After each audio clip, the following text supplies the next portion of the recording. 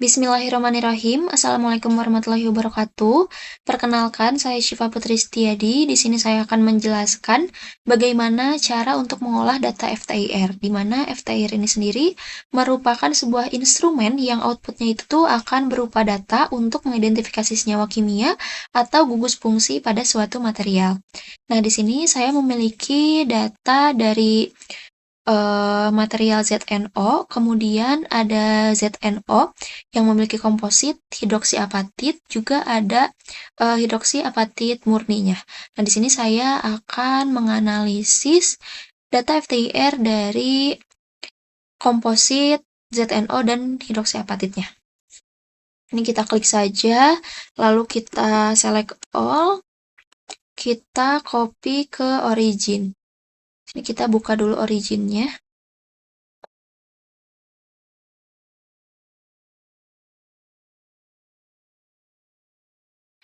Nah, di sini kita paste ke dalam booknya. Lalu kita beri nama untuk sumbu X-nya merupakan wave number dengan satuan cm-1. Jangan lupa di superscript. Lalu untuk sumbu Y-nya merupakan transmittance dengan satuan persen. Nah, di sini kita akan melakukan visualisasi puncak dan juga melakukan analisis terhadap puncak-puncaknya. Nah, kalau kita menggunakan data transmitan sebagai sumbu Y-nya, ini tuh puncak penyerapannya akan mengarah ke bawah. Jadi lembah-lembah dari puncak FTIR-nya akan mengarah ke bawah. Jadi kita perlu mengubahnya terlebih dahulu ke dalam data absorbansi supaya grafik puncak penyerapannya itu akan mengarah ke atas dan akan lebih mudah dibaca juga dianalisis. Jadi kita perlu menambahkan kolom terlebih dahulu. Lalu di sini ada add new column. Kita tambahkan satu kolom saja. Di sini ada absorbansi, absorbance. Lalu kita select, klik kanan untuk set column value. Di sini kita masukkan rumusnya 2 min log kolom B. Karena yang akan diubahnya merupakan kolom B ya. Lalu klik OK. Nah, setelah kita mendapatkan nilai absorbansi sebagai sumbu Y, ini kita tinggal plotkan saja sumbu X dan sumbu Y-nya ke dalam grafik line. Nah, kita akan mendapatkan seperti ini. Untuk wave number-nya, itu kita pindahkan ya. Biasanya untuk grafik FTIR ini tuh, nilai yang besarnya itu ada di sebelah kiri. Jadi kita perlu mengatur scale-nya dengan klik 2 kali. Lalu di sini scale-nya kita ubah 4000. Mungkin di sini sampai 330 saja ya. Klik OK. Dan di sini jangan lupa untuk layer frame-nya kita gunakan supaya lebih rapi. Nah, setelah itu kita bisa mencari baseline-nya terlebih dahulu untuk merapihkan grafiknya supaya tidak nanjak seperti ini ya. Supaya rata dan lebih mudah untuk dianalisisnya. Kita klik analisis lalu pilih pick baseline. Lalu di sini ada pick analyzer dan open dialog. Nah, di sini untuk baseline-nya kita pilih yang subtract baseline saja, lalu pilih next. Untuk baseline modenya, pilih yang user define. Untuk metodenya, jangan lupa yang second derivative atau turunan kedua ya. Ini enable auto find-nya kita matikan centangnya. Lalu untuk poin yang sudah adanya kita clear terlebih dahulu supaya kita bisa menambahkan poinnya dengan klik add. Nah, di sini kita tambahkan di bawah garis hitamnya ya. Namun jangan sampai baseline-nya memotong ke garis hitamnya. Kita tambahkan. Nah, teman-teman jangan menambahkan pada lembahnya di sini ya. Jadi kita tambahkan di luar lembahnya. Nah, seperti ini. Lalu klik done. Lalu klik next. Nah, jadinya akan seperti ini. Jadi, garis merahnya ini tidak boleh bersentuhan dengan garis hitamnya. Apabila bersentuhan, mungkin teman-teman bisa mengulang laginya. Kita klik next saja, lalu kita lihat dulu subtraksnya. Nah, ini akan seperti ini ya bentuknya. Akan lebih rapi, lebih rata, dan lebih mudah untuk dianalisis. Lalu kita klik finish saja. Nah, seperti ini. Kita buat dulu grafik line-nya menggunakan data yang sudah dilakukan subtract. Nah, seperti ini. Ini kita perlu melakukan smooth terlebih dahulu ya, supaya peak-nya ini tuh lebih jelas, datanya lebih jelas. Nah, di sini kita klik analyze, lalu kita klik sinyal processing, smooth, lalu open dialog. Di sini metode yang saya gunakan, yang ini ya, Savitsky Golay. Untuk point smooth-nya, ini bisa teman-teman gunakan sesuai dengan kebutuhan. Di sini saya gunakan 40 saja. Lalu klik OK. Nah, di sini akan terlihat ya, untuk data yang sudah smooth-nya, ini akan terlihat berwarna merah. Nah, cara untuk memisahkan datanya, itu kita masuk ke logbook lagi. Di sini ada subtract yang sudah dengan metode smooth ya. Kita pilih, lalu kita plotkan ke dalam grafik line. Nah, jadinya akan seperti ini, akan lebih mudah untuk dianalisis. Lalu kita rapihkan dulu ya, ini scale-nya. Seperti tadi, dari 4000 sampai dengan 330. Ini sesuaikan saja angkanya dengan data yang teman-teman miliki. Untuk vertikalnya mungkin dinolkan saja. Oke. Nah, jadinya akan seperti ini. Jangan lupa untuk layer frame-nya, supaya lebih rapih ya terlihatnya. Nah, setelah itu kita perlu menganalisis ada gugus fungsi apa saja di dalam grafik FTIR ini. Nah, caranya kita bisa melihat dari referensi jurnal. Nah, di sini saya sudah mendownload untuk referensi papernya. Ini ya, yang open access tahun 2019. Di sini disebutkan untuk FTIR spektrum pada hidroksiapatit dan hidroksiapatit zinc oxide composite pada 90 derajat Celcius, ini seperti ini. Dan di sini juga dilakukan pada 90 derajat Celcius, 1000 dan 1090 derajat Celcius pada hidroksiapatit zinc oxide composite.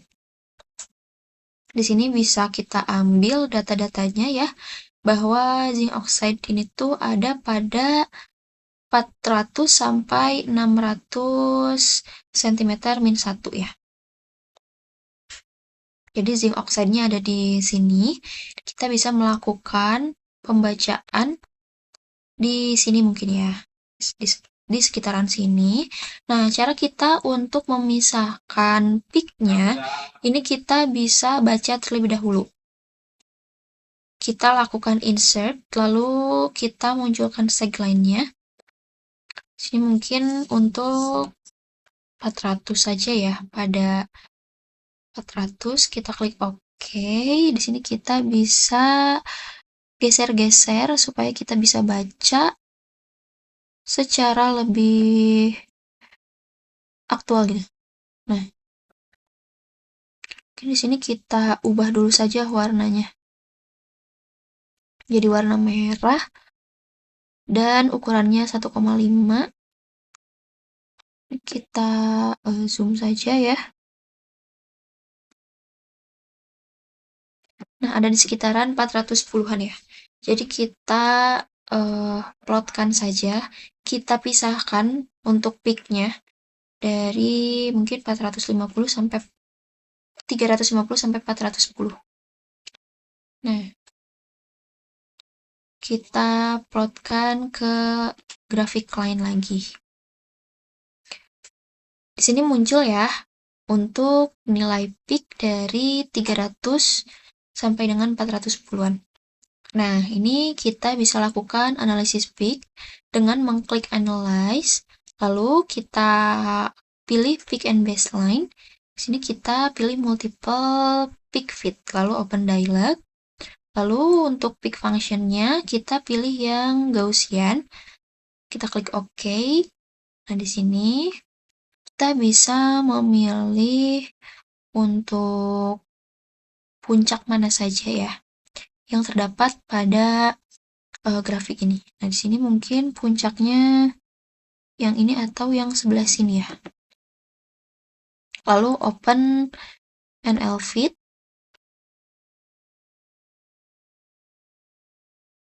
Setelah itu kita pilih yang fit until convergent. Nah, di sini didapatkan untuk fitnya sudah convergent. Untuk nilai reduce chi-square-nya itu ada di 6,5 dan untuk nilai R kuadratnya itu 0,99. Kita klik down. Nah, kita klik OK saja. Jangan lupa di sininya kita beri nama ya. Ini merupakan ZNO. Sini juga data ZNO. Klik kanan, lalu name not scalar. Kita ubah saja name-nya. Klik OK.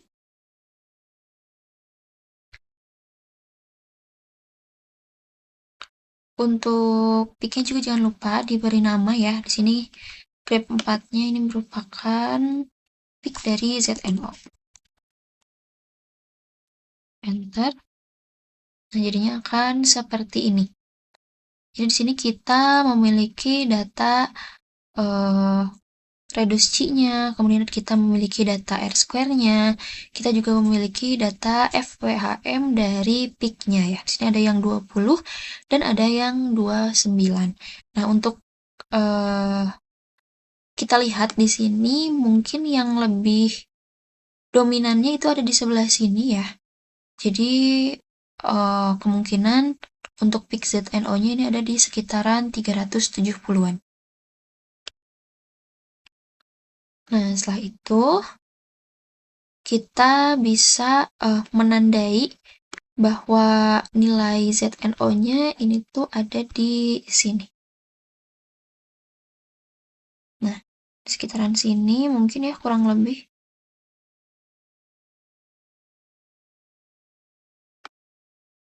Bentar. Kita rapihkan. Nah, ada di sekitar 370-an.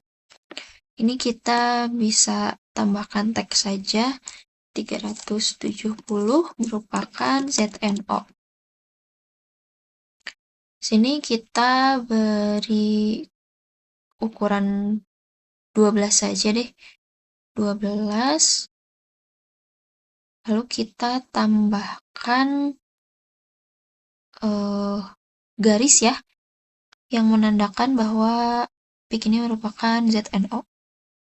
Kita beri garis. Nah, seperti ini. Ini teman-teman bisa rapihkan saja. Seperti itu. Nah, kita juga bisa melakukan analisis lebih lanjut kepada peak-peak yang ada. Di sini kita bisa lihat ya di referensinya bahwa untuk spektrum lainnya ini tuh ada pada 3.500 ini merupakan OH group. Jadi kita cari di sininya. Di sekitaran sini ini merupakan OH group. Sama caranya seperti tadi. Lalu ada lagi untuk PO4-nya ya. Di sini ada di 560-an.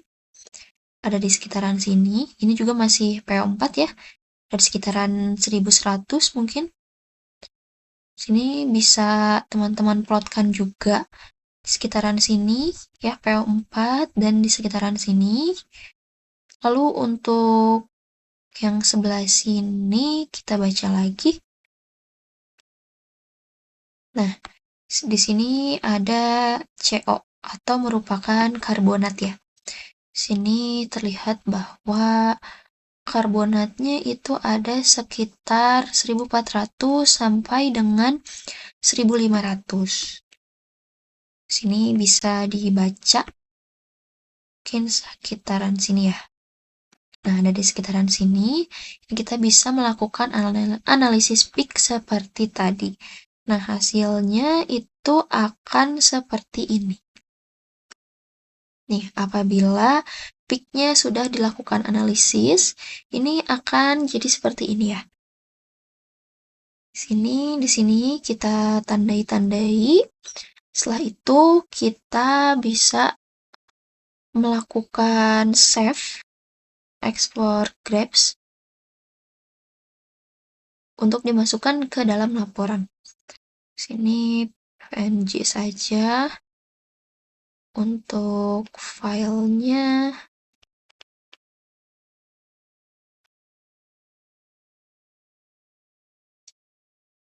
bisa disimpan di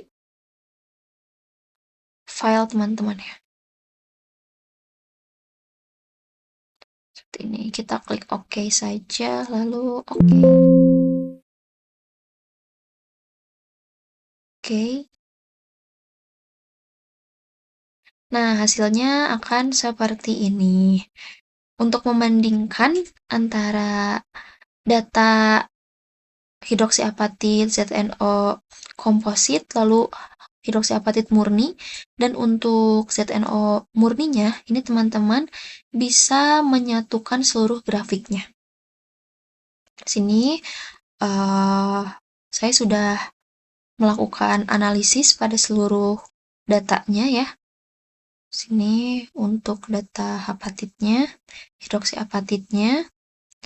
Sini untuk data ZNO-nya. Nah, setelah kita memiliki keseluruhan data ini kita bisa menyatukan ke dalam satu grafik.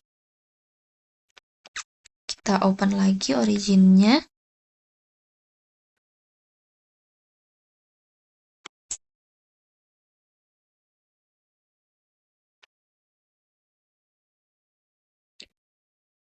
Mungkin di sini untuk data yang ZNO terlebih dahulu ya. Nah, di sini kita bisa copy saja datanya ya.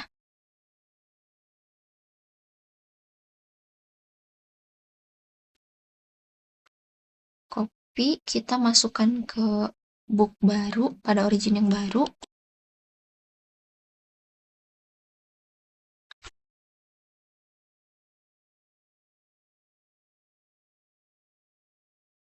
Add new column, mungkin kita butuh 4.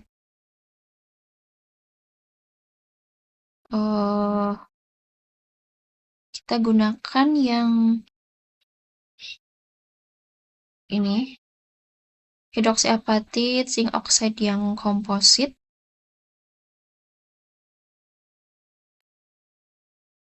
Kita masukkan datanya.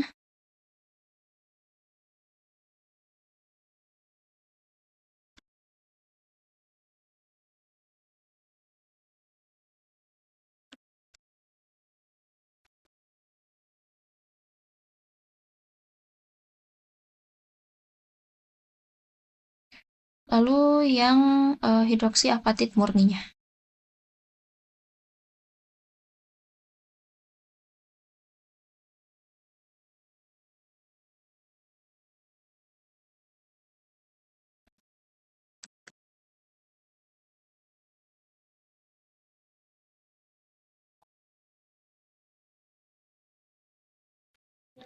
Di sini kita bisa ubah dulu ya, bahwa untuk sumbunya itu kan XY. Nah, yang ini juga kita ubah menjadi X.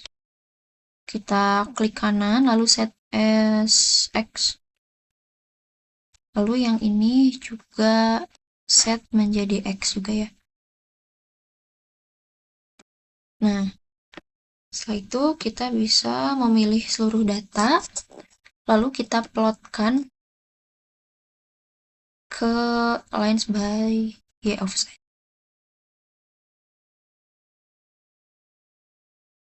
Nah, hasilnya akan seperti ini ya.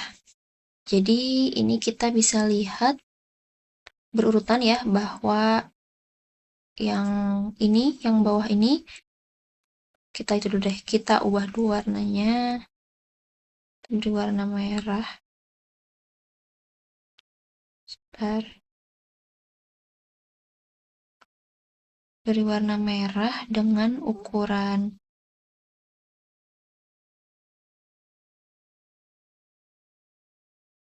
1,5. Untuk yang ini kita beri warna biru. Yang ini kita beri warna hijau. Untuk scale-nya kita bisa atur juga ya.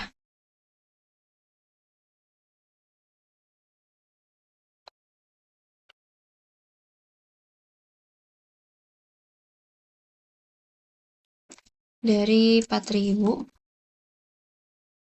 sampai dengan 320. Ini kita jangan lupa untuk layer frame-nya kita gunakan supaya lebih rapi. Nah, di sini bisa terlihat ya. Kita ubah dulu wave number.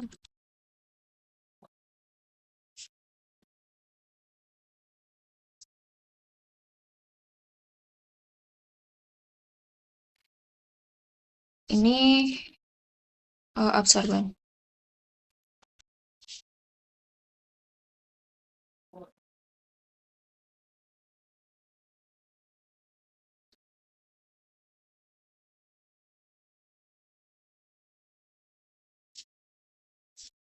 Merah merupakan ZNO, yang biru ZNO, dan yang hijau merupakan apatit murni. Nah, di sini kita bisa lihat perbedaannya ya, bahwa untuk yang apatit murni, hidroksiapatit murni ini untuk kurva yang ininya atau peak yang ininya tuh rendah karena dia tidak memiliki ZNO. Dan kita bisa lihat untuk hidroksiapatit dengan ZNO komposit, ini terlihat untuk puncak ZNO-nya lebih naik ya, karena pada data atau FTIR ZNO pun, ini kita bisa lihat bahwa peak-nya naik seperti ini. Kita bisa lihat perbedaannya ya, dari senyawa ZNO, senyawa hidroksiapatit ZNO komposit, dan pada senyawa hidroksiapatit murninya. Baik, mungkin seperti itu penjelasan dari saya mengenai cara mengolah data FTIR ke dalam visualisasi grafik. Sekian, Assalamualaikum warahmatullahi wabarakatuh.